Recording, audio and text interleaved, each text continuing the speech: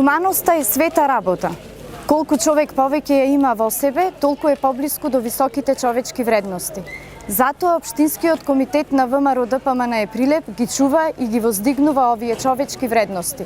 Почитувани сограѓани, денес Унијата на жени на Општинскиот комитет на ВМРО ДПМН Прилеп организира хуманитарна акција при што ќе донира училишен прибор на ученици од социјално загрозени семејства во руралните средини. Со оваа хуманитарна акција ќе бидат поделени 20 пакетчиња, секое со вредност од околу 1000 денари, со тоа што сакаме символично да помогнеме во стартот на учебната година.